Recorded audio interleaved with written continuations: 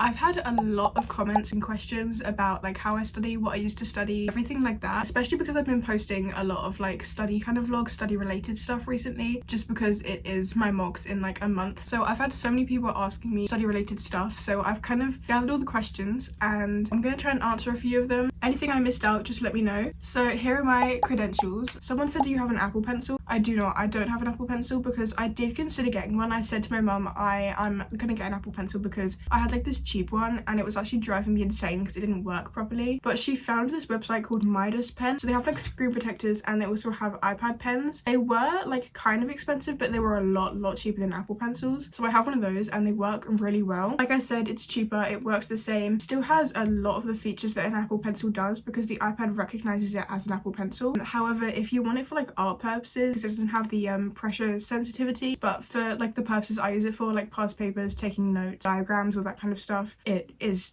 like perfect. The next one was on how I manage my time. This specific comment took me a while to read because there was no punctuation and it really just got me and I couldn't figure it out. I have figured it out now. But to answer their like general question, I actually have like a few time management methods. So if it's like a school day, if I have schooling and I'm going to study after school, I usually use a to-do list, just because if I make a schedule, teachers will give you like a test at the end of the week, or they'll give you specific homework that you need to do or something that kind of messes with the schedule. So for me, I found that they don't really work because I go off schedule and kind of messes everything up. And then on weekends or like school holidays, so like now I have a revision timetable. This is my one, you can't really see it. So it has Monday, Tuesday, Wednesday, It has Thursday and Friday blocked out because it's Christmas Day and Boxing Day on that day, so obviously I'm not going to do anything on those days. So like Sunday I had how long I'm going to study them all for, and then I also had what subjects they are. Some of them also have like mini tasks that I need to do. For English Lit I needed to finish my notes, so just it's like a reminder of what I need to do. I also use Google Calendar sometimes. Honestly, I've said this so much, but it really depends on the person. It depends on your personal like preferences, your personal time management. So if you only function with like a really tight schedule, which I completely understand, then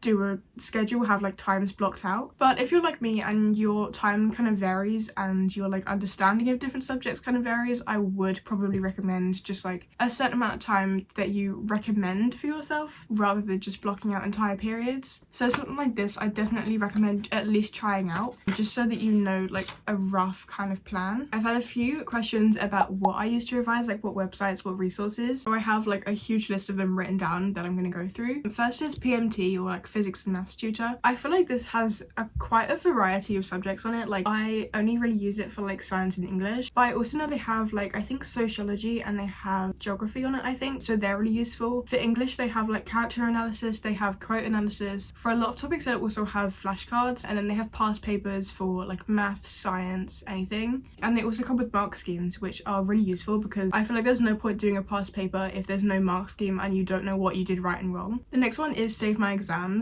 I really like this one for English, specifically English language, because it has like exam structures and it has question structures, and it kind of tells you how to answer a question, which is really useful because a lot of the exam is just about knowing how to write the question. But I also use it for like science, geography, history, just any like humanities really. I only really use it for like short explanations just because sometimes they have a lot of information on them that you don't need. So definitely if you're using this one, I would advise that you look at the specification of your exam board for that subject, because a lot of teachers and a lot of websites will just teach you stuff that you don't need to know, and you'll end up trying to memorize a lot more and remembering a lot less. So speaking of specifications, I really recommend going on the exam board website, so like AQA, Edexcel, anything like that. So they'll have like specifications, like I said, which tells you what you actually need to know. They also have past papers and the mark schemes, and then they also have the grade boundaries for like the past few years on there, so you can kind of get like a rough grade estimate from those. And for flashcards I use Gizmo and Quizlet. Quizlet I mainly use because my school has like flashcards on there, specifically my Spanish teacher has a lot of flashcards on there, so I use that. But Quizlet does need a paid subscription to do like a certain amount of cards. I think you can get to like maybe 10-20 flashcards and then you just can't use it after that. So for that reason I don't use it a lot. I prefer to use Gizmo. So Gizmo does have like some paid features, but you can still actually use your flashcards if you don't pay for them, which is why I prefer using that one. Another website I really use, which isn't really like a revision resource whatsoever, but it's more like an organizational thing, and that's Notion. Notion I literally use for everything. I have so many different like pages and lists on Notion, so I really like using Notion for like my school notes. I also use it it for to-do lists and like schedules and everything, they have like a really useful calendar option. So moving on to some of my maths kind of resources. Keep in mind, I am not the greatest at maths. I suck at math, but I think I've been improving in maths. I do have like a lot of websites that do help. So the first one is Corporate Maths. This is like my personal favorite. You can literally search up like any subject ever, and it has a video on it, and it has questions on it, and it also has the answers to it. They also have a 5 a day, which is like specific questions that you answer each day. They have the answers to them. The next one is Maths Genie. This one, again, you can kind of just search up any topic in maths and it will come up with questions, answers, videos, explanations, everything. So what I like to do when I'm like revising for exams and stuff is you could just go down, there's this huge list of everything that you need to know for the GCSE, and it goes by grades. So what I usually do is I just go down the list, I pick out anything that I don't know, and I make a list of all the stuff that I need to learn. Okay, kind of moving away from maths now. Seneca is also a really good website. I usually use this for like humanities and science. They have a lot of different like question formats. However, saying that,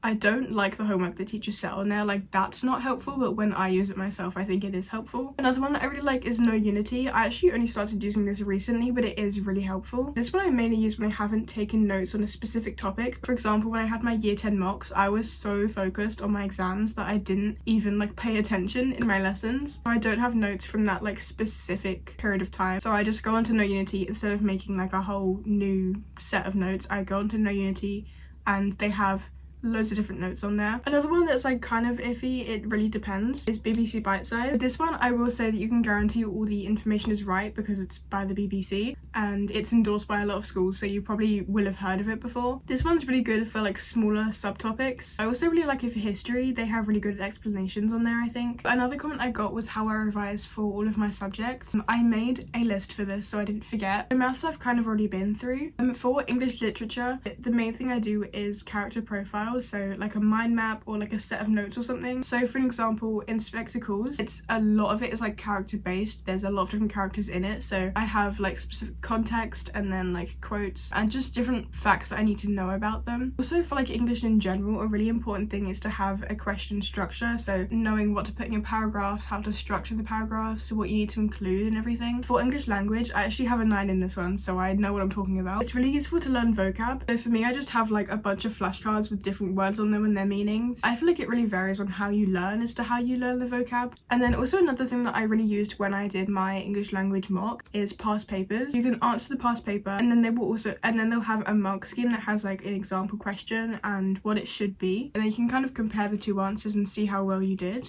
I feel like for science, all of the subjects in it are kind of the same revision techniques for me. So one thing that I really recommend is doing diagrams for required practicals, because most people will be visual learners. That is like statistically a thing. So if you have this image in your head of what it looks like, then you're more likely to be able to remember the different steps that go into it. And also, depending on your exam board, you can just do a diagram and then label it with a few like steps, instructions, like what each thing is. So check your exam board to see if that is like a thing that you can do. Again, past papers, I feel like I say this so much. I say this about every subject, but past papers are really, really helpful, especially in science, because they will reuse a lot of the same questions. They will just kind of like reword them a lot of the time. And then also the whiteboard method. You can see I have my like huge whiteboard behind me. It's literally a lifesaver. This one doesn't actually need a whiteboard, it's just called the whiteboard method. Also, someone asked me where my whiteboard's from. It's from Amazon, I think. It was a Christmas gift last year. So the whiteboard method is basically you read your notes over once and then you try and write down everything you remember from it, and then with a different coloured pen you go in and write in everything that you forgot or didn't get right. Okay, I kind of grouped all the humanities together, so like history, geography, again past papers, just because they are like a lot of them are essay based subjects, so it's really important to know how to structure them. And again, the whiteboard method. I feel like the revision methods are very similar for a lot of these subjects. And then my last subject is Spanish. I feel like this could apply to languages in general, but I have only ever taken Spanish. For me, learning the vocab is like my biggest thing. I would usually do it like every day. I'll just pick like a random flashcard set and I would do the vocab. And that means that I remember a lot of the vocab, which is like 90% of the paper. So I think that's everything. That's every comment that I've had, so I've kind of addressed them all. If there's anything I missed or anything you want to know, just let me know.